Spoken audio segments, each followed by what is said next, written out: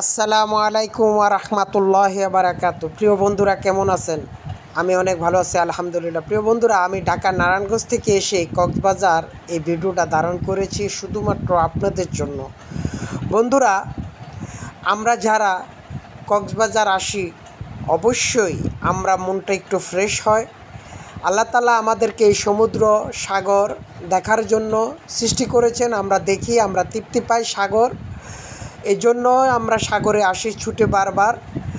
আর সাগরে এসে আমরা কোনো প্রকার অশ্লীলতা করব না, পর্দার ভিতরে থাকব ইনশাআল্লাহ। আল্লাহ সন্তুষ্ট থাকবেন। এই যে সাগরে দেখেন আমার অনেক মা বোন এসেছে পর্দার করে, এই যে দেখেন বোরকা পরে এসেছে অনেকে। আমি একটু আপনাদেরকে দেখানোর চেষ্টা করতেছি। প্রিয় বন্ধুরা, সাগর মানেই তো আনন্দ, আনন্দ মানেই তো সাগরের ঢেউ। যারা এই ঢেউগুলি উপভোগ করেন, আল্লাহ তাআলার অশেষ রহমতে আল্লাহ তাআলা এই ঢেউগুলি আমাদেরকে এরকম উপভোগ করার জন্য তৈরি করেছেন।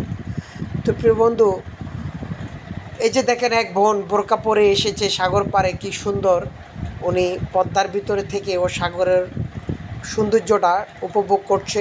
তো আমরা এইভাবে থাকবো। কিছু দুর্চরিত্র লোক আছে যারা মা বোনেরা পানিতে নামেন, ওঠার পরে ওটা ভিডিও ধারণ করে ইউটিউব বা ফেসবুকে ছাড়েন, ছেড়ে ভিউ কামানোর চেষ্টা করেন। তারা যে কাল বিচার দিবসে উঠতে হবে সেটা ভুলেই যান। তো ইনশাআল্লাহ আমরা পদ্মায় থাকলে তারা ওই দুর্চরিত্র লোকেরা কখনো ভিডিও করে ধারণ করে দেখাইতে পারবে না। তো ইনশাআল্লাহ পদ্মার ভিতরে